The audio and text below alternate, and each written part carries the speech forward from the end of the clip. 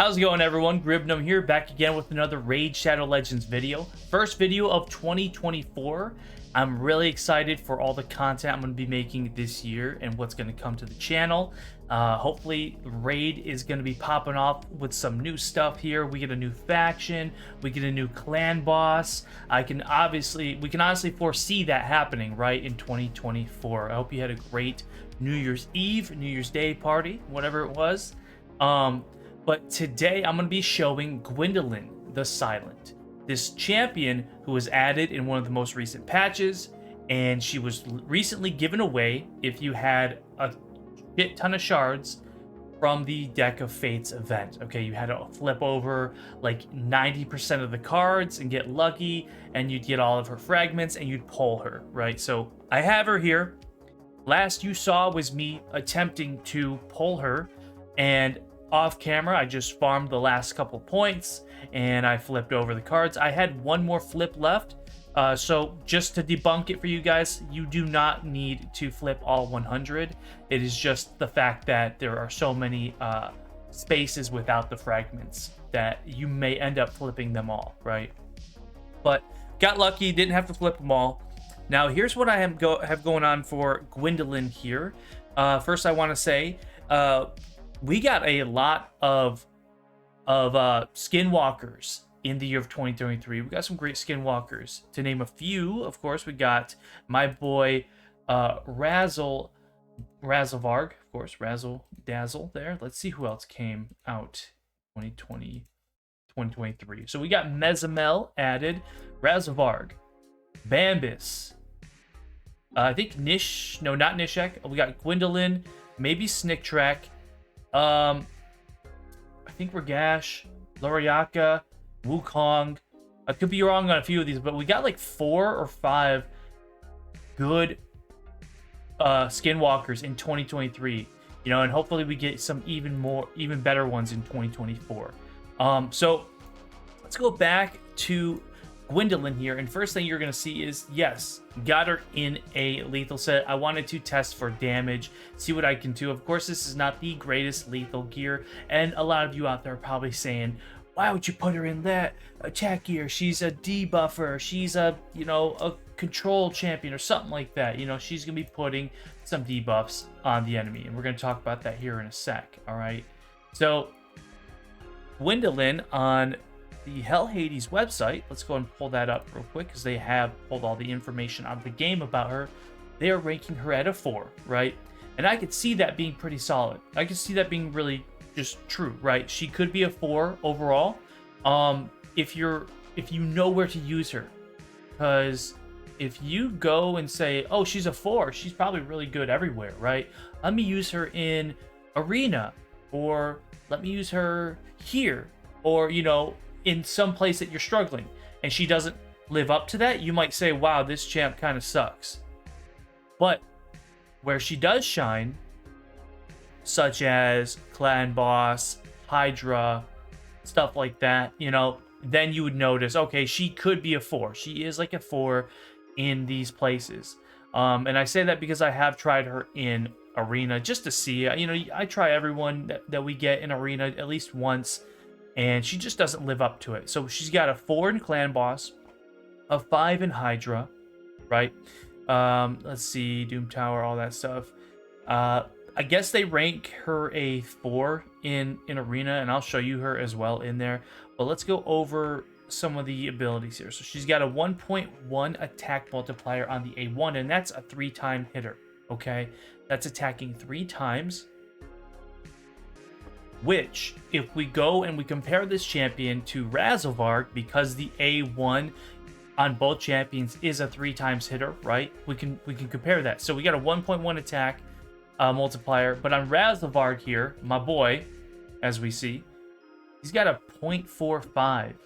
However, he's also getting that damage multiplied by speed. He's getting damage based on his speed as well. And if you build him fast, then he's absolutely hitting way harder, all right? And we're going to see that as well, because this is going to be a good comparison between the two, because they're in the same faction, and they have a similar A1. They also have a similar A3, all right? But they are not the same by, like, almost any means, all right? So the only similarities is like the 3 times hitter and the accuracy buff, right? The 1.1 attack multiplier doesn't hit as hard as you would think. Let's go on to the A2. Sickle Boomerang. It's down to a 4-turn cooldown. Will attack all enemies. Has a 75% chance of decreasing the speed, placing a leech, and will place decrease accuracy if the enemy has 2 debuffs on them. So if you land the decrease speed, decrease speed and the leech, right? Then the decrease accuracy will land as well. So this is kind of like a requirement to land the decrease accuracy is to make sure you have at least 2 debuffs on somebody. And most times you will if you're in the right place. So if you're in Hydra, clan boss, maybe you're fighting one of the dungeon bosses, you can land this stuff depending. And what's also great about landing debuffs is with her A1, she, to me, is one of the better extenders for debuffs, right? Because I have Vizier, and we can really compare her to Vizier as well if we wanted to. If I could find him. Let's see. Vizier. I gotta actually go to the Master Vault here. Or to the Reserve. Okay. So let me look at Vizier real quick. Hits an enemy 3 times each. It has a chance of increasing the duration of all debuffs by 1 turn. So it's really going to be the same thing here that Vizier does, right? But with Gwyndolin, I just feel... Wait, so that way, so 102, Vizier, 101. I mean, not much of a difference there. I guess Gwyndolin is going to be hitting harder and doing just about the same thing. But so we have 2 force affinities here that are doing very similar abilities. It just depends who you want to use or who you have at that point. Yeah, I don't know. You could use whoever, but Vizier here, he's got some good debuffs as well. So he's actually going to be placed some block buffs, decreased attack, heal reduction. So he's actually a great option as well.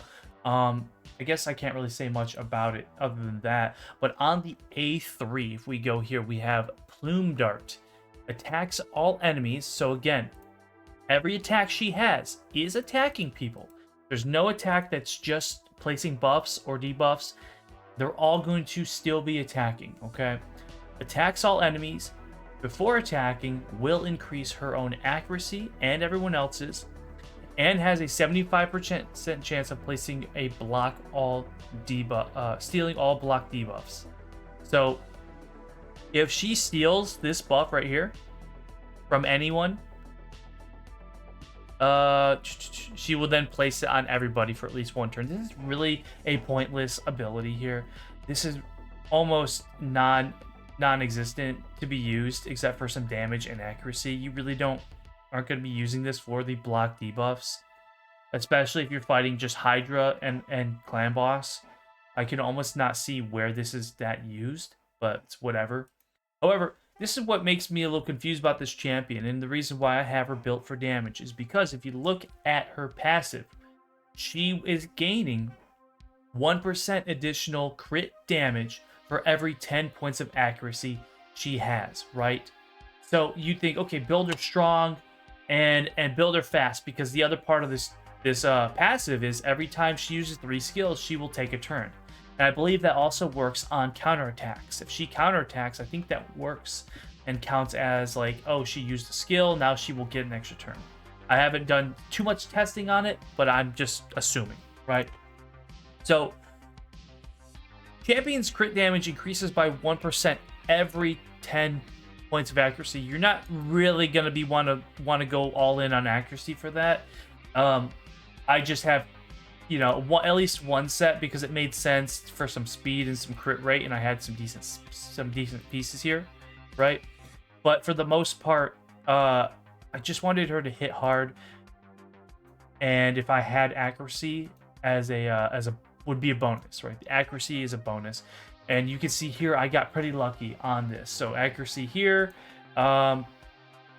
accuracy on the chest piece as well. So realistically, these A3s that she has and that Razavarg has are very similar, because she's gaining damage when she puts a increased accuracy buff on herself, and Razavarg is gaining damage when he places an increased speed buff on himself. It's kind of interesting that they've gone and made the accuracy buff a damage multiplier, like increaser, essentially. And they've only done it for this champion. So it's a really cool idea nonetheless. I really think that idea is awesome. I think her design is really, really cool too. I think she looks a little too humanoid though, unfortunately. Like she looks awesome, but it's like what's going on with the wings here? Because I feel like the wings are in a weird spot for her, whereas any other champion with wings, they look like they work. Like these wings look like they fit. They fit well on Ramontu. Almost a similar thing here. These look like they fit, right? They're pretty solid looking design for the wings. Gwyndolin here, it looks like she's got a hunter cloak from Destiny 2 on, right? But she looks cool nonetheless, whatever. Now, she has an accuracy in all battles, so that's really nice. And the way you're going to be using her, of course, is you're going to be dropping up this increased accuracy buff. Then you're going to go ahead and place the A2, and then you're going to move into the A1. All right. So on the masteries, I went with something like this just to kind of coincide with the fact that I'm using lethal. Right now, you don't have to grab both of these on the offensive side. You don't have to grab both methodical and kill streak. In fact, because she's going to be used in Clan Boss and in Hydra the most, I would say don't even grab kill streak, because I don't think you really are getting kills in a way. Instead, definitely get lasting gifts. That's great. You can extend your own buffs. But also, you might want to get Master Hexer, so you can... Or sorry, no, you don't want to get that. I was thinking about that earlier. So you don't want to get Master Hexer. The reason is, this is just going to increase the turn limit of the debuffs you place, but you're already doing that on your A1 anyway, so I think I did the right thing here. You only want to get lasting gifts. That's it. You don't want to get anything else here. So, but do whatever you want, of course. Do whatever you want. Now, for a blessing, if I was going to go with a blessing here, especially if I'm using her in the Clan Boss or Hydra, I would probably go with maybe Brimstone, because you're going to have a little bit of accuracy on her. Oops. Brimstone would be great. Maybe Cruelty. Just decrease the defense of the people you're fighting. Yeah, I mean, or maybe Intimidating Presence. It's up to you. It's not going to make or break what happens in the fight there, okay? But I hope you understand what I'm talking about when I say that Razavarg's A3 boosts his attack, while at the same time, Gwyndolin's A3 boosts her attack as well, because she's boosting her own crit damage. Now let's take a look at my stats. These could be better. I'm surprised that the attack is so low after putting this gear on, right? And I'm not crit capped. I'm almost there. But I'm at 270 crit damage. Now let's take 29. So I'm at 299 right now. If I'm doing the math right, I'm at 299 for crit damage, right? So 10 points every 10 points equals 1. However, then we look at the masteries here. Increase accuracy by 20. So there's times where she has like over 300 accuracy, even with this, right? So I'll definitely have over 300 accuracy. And also when we take a look at the stats again, and we select for here. So for Clan Boss, we can clearly see I have some of the area bonuses set here. So 15% more. I got a little more accuracy on her for this area. So yeah, I should be pumping out some good damage, right? Hydra, just the same going on here. Should be pumping out some good damage with all the buffs from the bonuses I have. Now, let's go ahead and jump in to Clan Boss. Let me see if I have a key laying around. I should. There's one. Go ahead and jump into Clan Boss. I want to show you guys what's going on here. So I've already attacked with my main team here. right? I don't think I can hit 70 million with her. I'm going to be honest. I don't think you can hit 70 million with this champion. Let's go to brutal, right? I'm not going to waste a key on a stage that I don't need to do. Let's see. I'm going to make this team real fast. Alright, so this is kind of what I got set up here. I haven't tested her too much in Clan Boss, except for like one time, and I think it was the wrong affinity as well.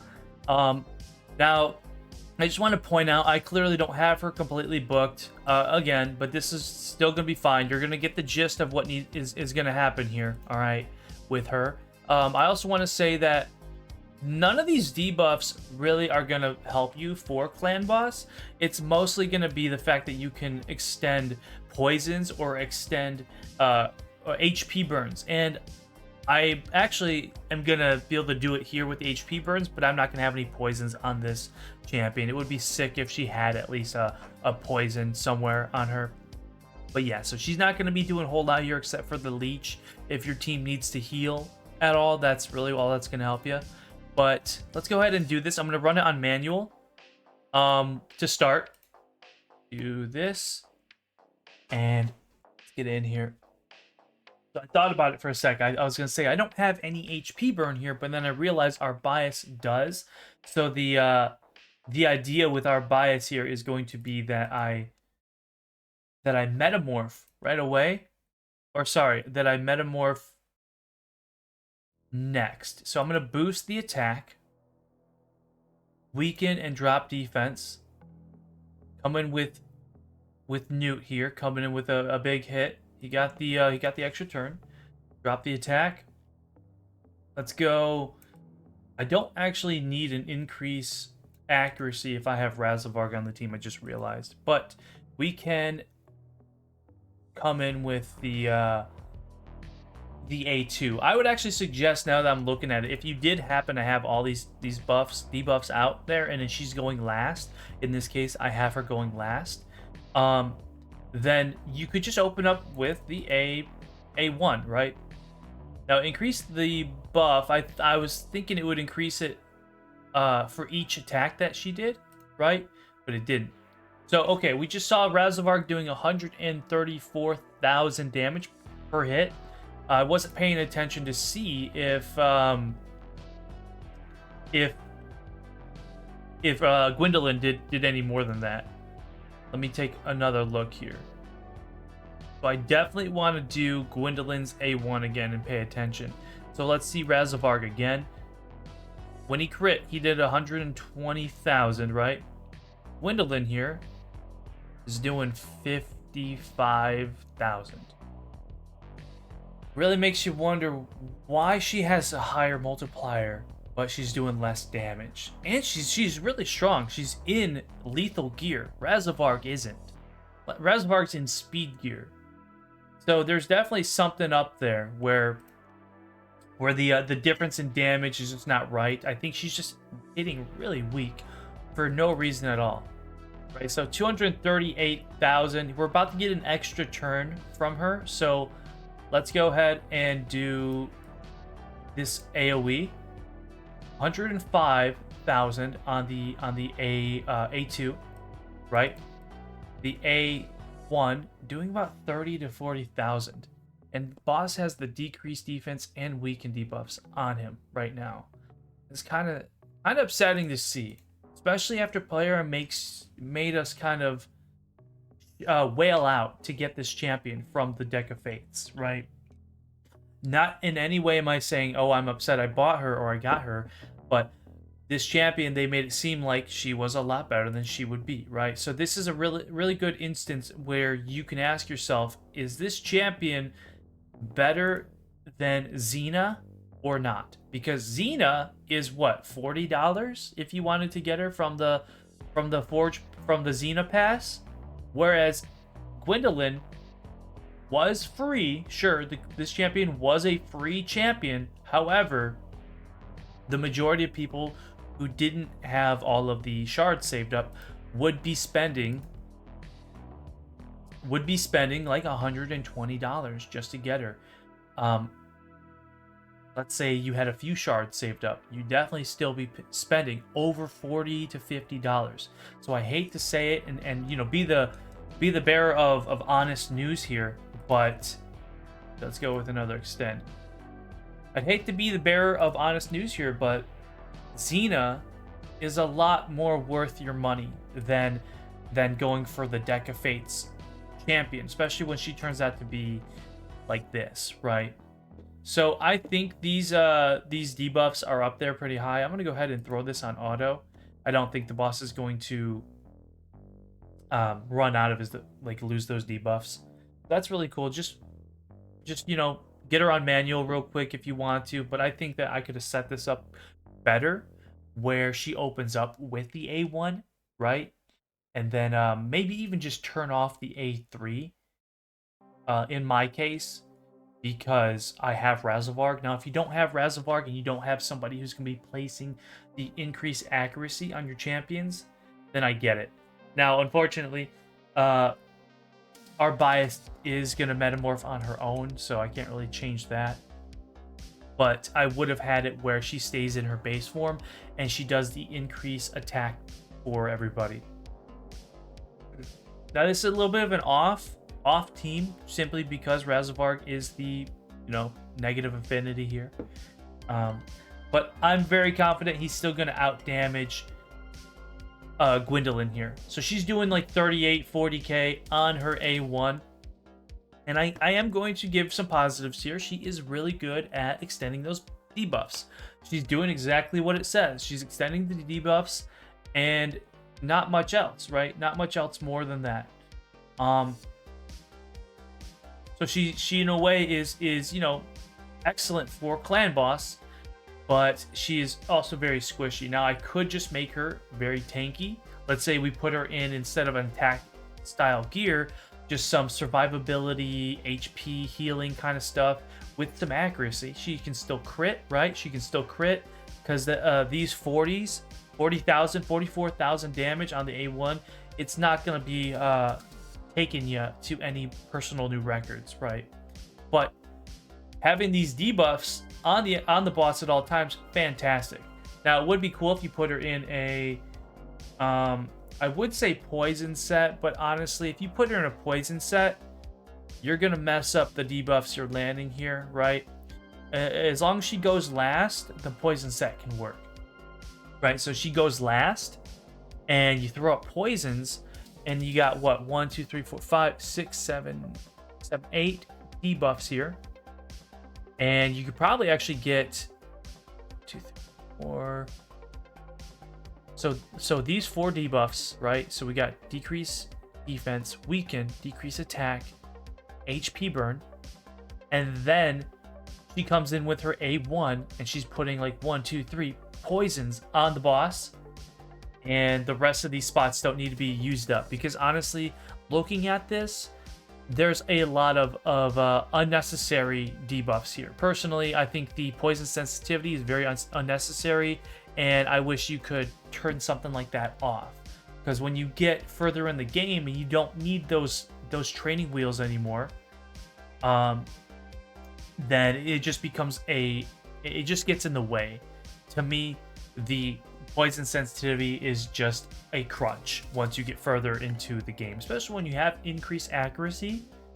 Yeah, it's kind of like saying the fact that they added poison sensitivity, like saying, hey, we're gonna give you a buff so that you can land another buff, or sorry, we're gonna give you a debuff that lets you land another debuff. It doesn't make any sense. I would have been fine with just the increased accuracy and no poison sensitivity, because it does take up a space, right? And I've actually reached out to Plarium, I think on 2 different occasions, and they've responded back like, hey, we're gonna take a look at that. I've said to Plarium, hey, it would be a really great idea if you guys would increase the amount of debuffs that bosses can receive. So only bosses, right? It would be cool if bosses, instead of a maximum of 10 debuffs, could receive up to 12, right? 12, add 2 more spaces, because we are getting a lot of new debuffs in the game that may or may not help us just in these places, right? And obviously for my scenario here, I'm not even maxed out on these debuffs, right? So I have room to add more if I wanted to, but there's just an annoyance when you look and you see poison sensitivity. It's doing nothing for you. All right. So the way that the way that they reworked Hex, make Hex a lot better than it was. They should rework poison sensitivity, right? It should just also let you do more damage or something. I don't know. But here we are. We are on round 13. Boss turn 13, 33,000 damage. I think I'm already at the maximum damage. I already reached it for this clan boss. Now I'm going to skip ahead here and come back in a little bit. Alright, we're a little further along in this fight here. Those debuffs are cranked up there almost to the max. I don't see them falling off ever.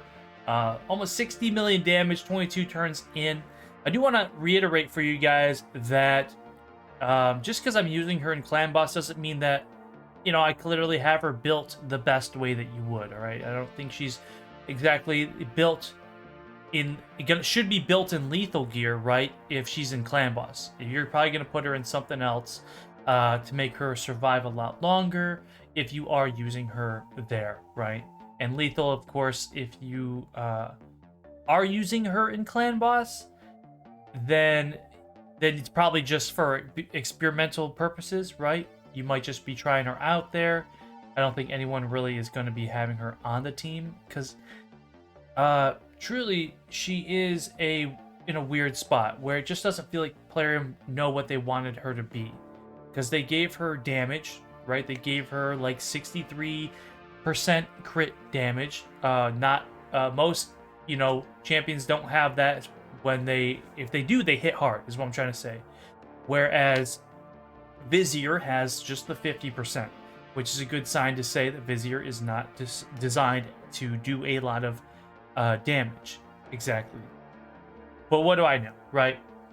Now, you could probably take a look at my build and say, okay, well, I'm going to build her to be a lot better at what she can do, a lot faster. And I say, perfect. Go ahead and build her fast with some accuracy. She will definitely be doing what she needs to be doing, right? I do, however, I really love the passive though, with the increased damage and the extra turn. That's fantastic. Having that built-in extra turn, like every guaranteed extra turn, like every other turn she does, right? And I haven't paid attention to see if she is doing it on any counterattack, right? So let me see if she counters at all. I don't remember if she had a revenge accessory on at all, but honestly, I would honestly rate her, if like we're rating like out of 10 or something like that, I would put her at like a 6. A lot of people don't like to go below a 7 when they're rating somebody for some reason. They think that anything below 7 is essentially 0, but it's not. So she's above average, and I say 5 is average, okay? You know, but you can rate her however you want. So 5 would be average, 6 is just above average. And now I'm trying to think who is average, in my opinion, but I can't really think of somebody who is right now. But anyway, we're at 75 mil. I'm sure we're going to get way further into this run. I don't want the video just to be clan boss, so let me wait till the end. Alright, so I ended the battle early. Didn't really want to sit there the whole time. But you can see here, Gwyndolin did 11 million damage. I mean, she really did provide some good support there with the buff extensions. Okay, so can't really say she was terrible, but when it was when the affinity was in her own favor and she couldn't even out damage Razavarg, I think that there's an issue there. With her multipliers or something. Now I will agree, my Razavarg is cracked out and insane, super fast, super strong, but she's just not living up to what she looks like she should be doing, right? Except for the buff extension. Got all this damage, 1500 damage, right? Take a look here. Vizier has 1300 damage, and only the 50% crit damage. So clearly he's not really meant for damage. Anyway, let's move on. Check her out in the arena. Let's do some arena real quick, right? Why not? Do a team that's going to be at least worth fighting. Not sure if this is really that good of a team to throw in there, but the goal here is to speed up as fast as I can, and also try to remove some buffs if they have it, and just have Gwyndolin go. So should have no issue killing Wukong. I mean, Wukong is the negative affinity here, but should have no issue since he's usually a weaker champion, right? So we got the speed boost. Let me see if I can steal. Okay, cool. Can't steal anything else there. Let's see what I can do with the A2. Cool. Got the Wukong. I missed the damage on that. Let me back out a little bit here. Didn't see all the damage that just happened. I'm afraid Wukong may step in here unless I do something. Slow him down a little bit. Okay, almost got taken out. She's gonna die soon. And let's go in for the A3. Ooh, okay. Nice hit, actually. Actually a nice hit. But again, these are on squishier champions. I want to make sure that she doesn't die. So I definitely am going to do something like this here. Wukong. Oh, she dies anyway. Okay. So, let's see here. Get the revive. Increase attack. See if I can slow down Shuzen. I need to try to kill Pythion, so about 8 to 10. We got an extra turn, so 8 to 10,000. Even less on Staltus there. See if I can strip anything. Again, this isn't going to be any high tier arena battles going on with this champion. All right, if she's just like your only force affinity champion that you know can do some damage, I can see why you might use her, but she's really not gonna be arena friendly, right? Now that worked there. I do have her in lethal gear, so I can understand why it was doing some decent damage, but that's like the most damage I've seen her actually output so far. Let's try something else here, just for the fuck of it, right? Let's go with this. Let's try this out here. You're just gonna try it. It's gonna be funny to see if I can make it work. Because you can realistically make anything work if you got the right team going on.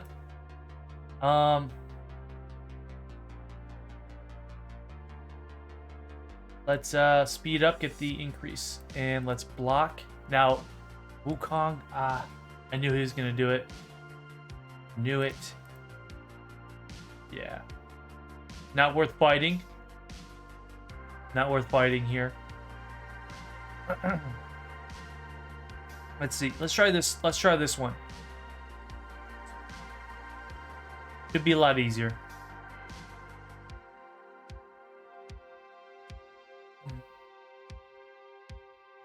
And increase speed. I got frozen. Everyone's getting frozen here.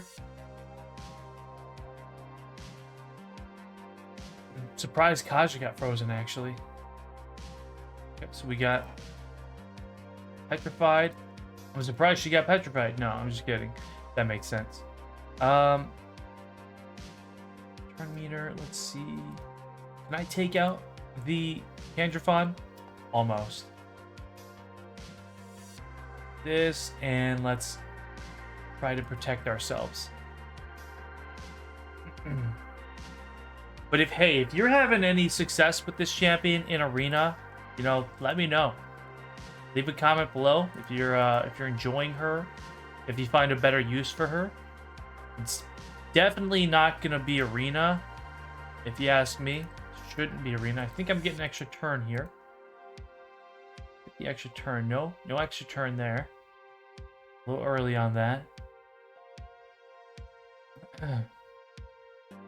All right, so just gonna lose here. Yeah, but again, I'm not really picking. I'm not going in there 100% like saying, "Oh, I need to beat this team now because I have Gwyndolin." I don't know. I don't think she's gonna really do a whole lot here. She kind of sucks for the arena, like, to be honest. Now let's try this. Let's try something else here. See if I can get this working. Who's gonna remove? Let's get this going. See if this works. All right, I'm not gonna do too much with her in arena. It's kind of like beating a dead horse. And that's why I'm a little disappointed with this champion. I really expected, because you look at her, you think she's gonna go fast, she's gonna get in, get out, all that stuff, but she just lacks the damage, right? Now, I could be very premature in my assessment with her. Maybe in like a month's time, I'll really enjoy her. You know, you never know. Maybe a month later from now, I will be coming back with better news to say about her, because that's kind of what happened with a few champions I've already shown off. I do like the wave of increased accuracy champions that are in the game here recently. I mean, we have Razavarg, Gwyndolin, we have Timid here, who can increase accuracy. We have our Bias, who was also added to the game, who can increase accuracy. And as you can tell, I am not doing a great job here against this team.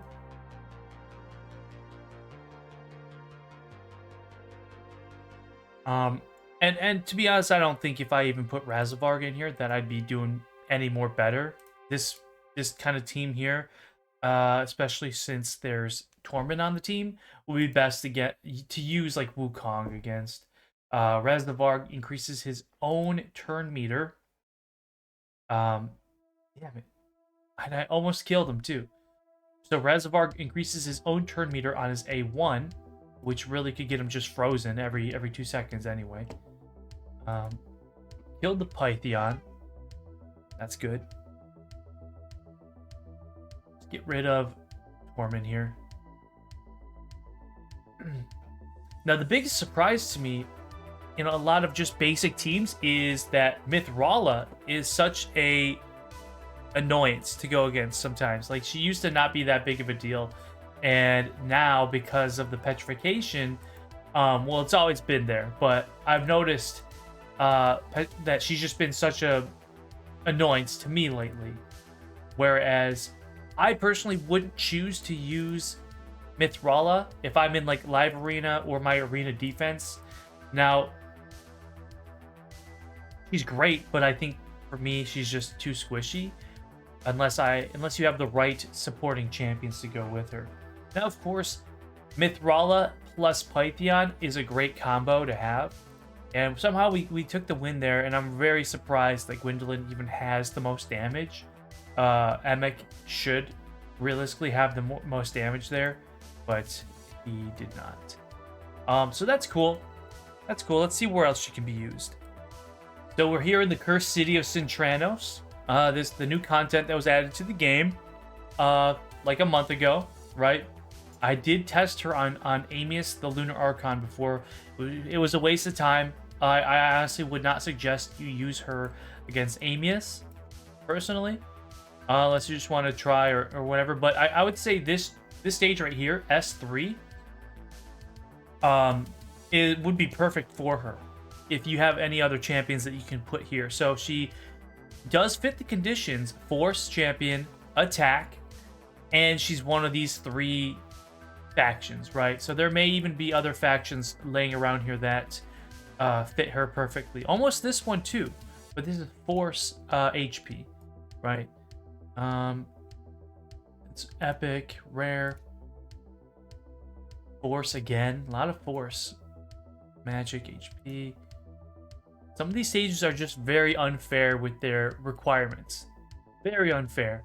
Like you gotta have so many good champions that you're sitting on. Let's see where she can be handy. I don't see any other stages out here that would be good for her. Yeah, so you have very limited use for her even in the city of Centranos here, and I'm just gonna show you that this one is one of those stages, right? I can't beat it, so I'm not even gonna attempt it, but if you have her and you have a full set of team force attack affinity champions there, then you can go ahead and probably beat that one as well. Otherwise, you know, let's say Faction Wars. Now, Faction Wars is not open. I should have waited till that was open, but she could be used there very nicely. Let's see, I don't even know if she's even worth using in Fire Knight. So yeah, I guess there's not really much else I will be showing off with this champion, especially since the video is about 40 minutes long. But you really want to, I guess, just use her in Clan Boss and maybe Hydra, right? We just got the Hydra reset going on here. But I hope you guys, you know, found something new to enjoy about this champion in the video, or kind of understand if you missed her that you're not missing out on much, okay? Personally, I said I would give her about a 6 out of 10.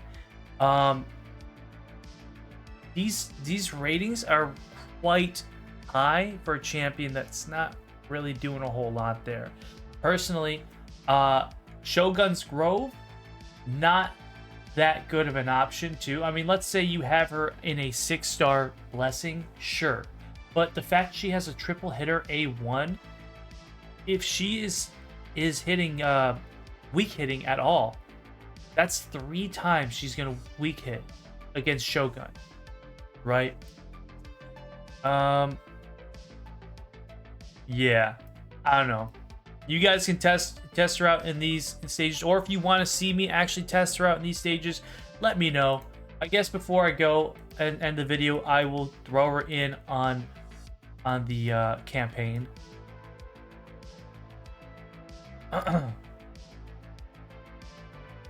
My biggest thing is I'm just a little upset by the champion. Just a little upset at how cool she looks, but how just mid she is, right? Now, anyone can really do this stage in 11 seconds with the right gear.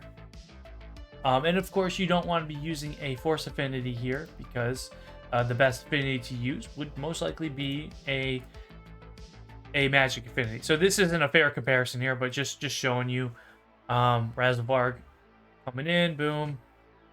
Over 100,000 on those, and sometimes he gets the A3 back when he gets there immediately. But I'm just gonna say, if you have Razavarg, then you have no need for Gwyndolin at this moment. If they can give her a buff in the future, amazing. That would be awesome. Otherwise, really, her only great ability here is the A1 and her passive, okay? She's got a good passive, and she's got a decent A1. This shit right here is pointless. This shit here is not that good at all. And I'm kind of glad that I only booked the A1. But hey, if you enjoyed the video and you want to see more about this champion or other champions, let me know in the comments below. I got plenty of champions here I've not even shown off. But yeah, leave a like on the video, and I will see you guys next time. Thanks.